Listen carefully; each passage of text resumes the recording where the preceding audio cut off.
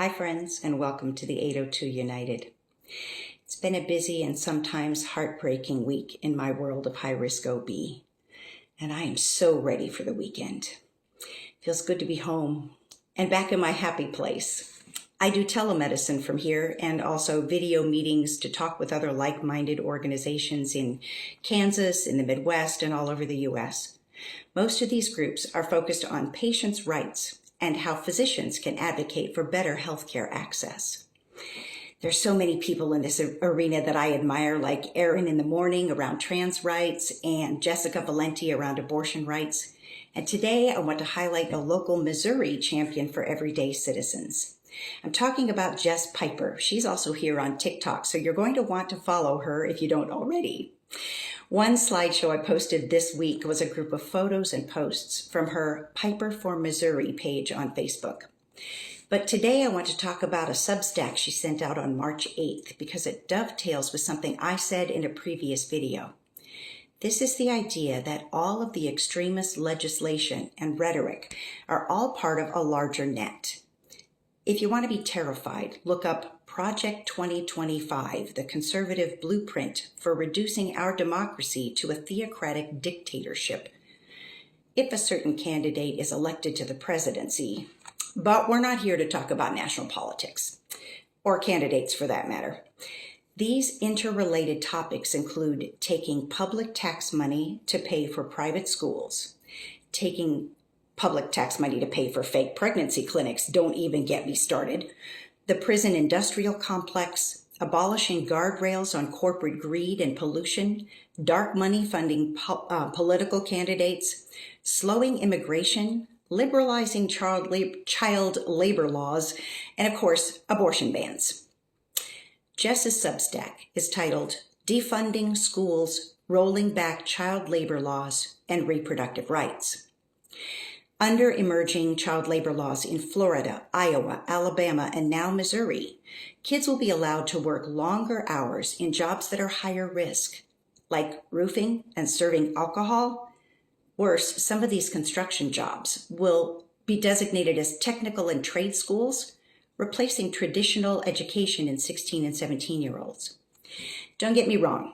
I love that teens can get real-life work skills that make it easier for them to get well-paying jobs during and after high school. So what's the problem? I'm going to quote Ms. Piper here for a minute because she explains it so well. School vouchers are a strategy to offload the burden of paying for education onto parents. Defund the public schools with vouchers for private schools, and then remove the vouchers or raise private school tuition.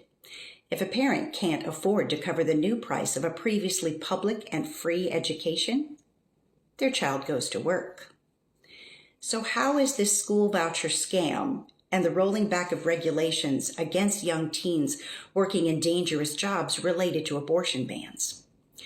The first proponents of private school vouchers actually intended to price poor families out of having more children since they wouldn't be able to afford to send them to school. Yep, modern-day eugenics at work in the 1980s. I'm not making this up.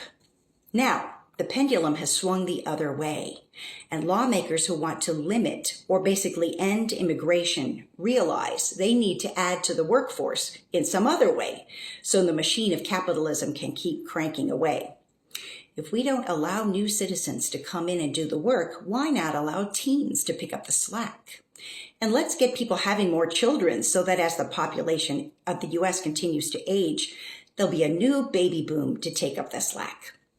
As Ms. Piper puts it, this is connected to abortion and the reproductive freedom that is also under attack in the same Republican-dominated states, rolling back child labor and defunding schools. The exact same politicians and wealthy folks who want to subjugate women and girls also want to close public schools and have access to child labor. Ban abortion and contraception is next. Already happening, don't bury your head in the sand. And return pregnant people to the role of broodmares instead of equal members of society in the workforce.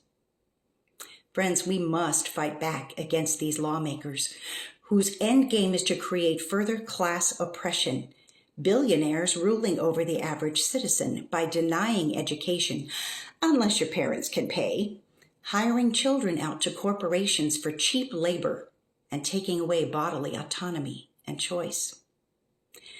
Whether your area is to stand up against defunding public schools, rolling back child labor laws, or suppressing rights to healthcare choices, it's all interconnected. But take heart. When you pull hard on the string that's right in front of you, the whole fabric of oppression comes unraveled.